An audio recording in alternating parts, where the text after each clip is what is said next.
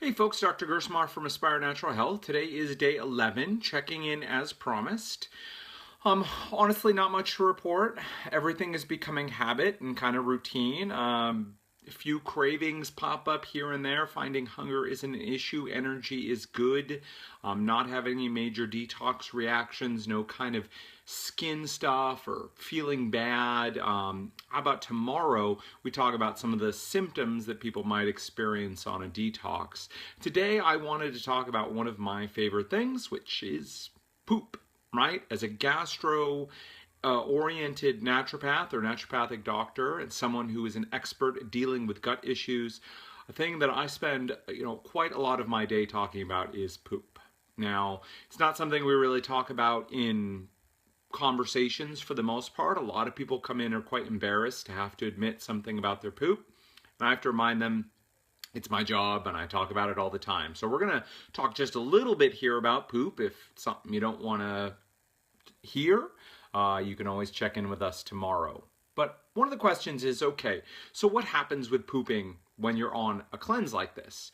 And the reality is you're consuming less food, less volume, less stuff, right? Because two of your meals are going to be shakes instead of being full-on meals. So while I personally haven't suffered from a speck of constipation while being on this plan, I've certainly noticed that my stools are smaller in volume.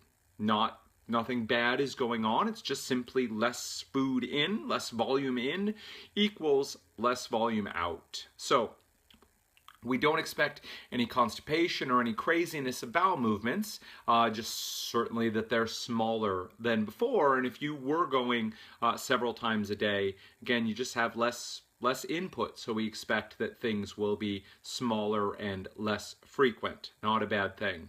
But let's also segue for a minute and talk about what is it with all the pooping that you see in a lot of cleanses. So you'll see whether it's additional fibers or whether it's herbs or whether it's recommendations to do enemas or colonics. What's all this about pooping? Is pooping cleansing? And okay, let's dig into this a little bit, right? So our bodies have three principal ways that we get rid of stuff out of our system, right? That's peeing, pooping, and breathing. The fourth way, which we don't use all the time but is available to us, is sweating. So for the most part, what we're all doing on a daily basis is breathing, peeing, and pooping. And all of those are designed to get things that we don't want in our bodies out, right? So we talked way back in the beginning about carbon dioxide and how we need to breathe it out and we need to get oxygen in or very bad things happen. We talked about how the body converts ammonia, a byproduct of protein, into urea, and that becomes urine. So that's the primary reason that we're peeing. Then pooping, of course, is leftover food, right? So ideally our digestion works properly. We extract all the nutrition out of what we put into our mouths, the food, and in many cases, right, food-like substances. And whatever's left behind, all the fiber, all the non-digestible pieces are left to pass on. Then, of course, we need to talk about that toxicity is also coming out with our poop. So earlier on, we talked about how we can broadly classify toxic compounds into water-soluble and fat-soluble. Water-soluble are things that dissolve in water.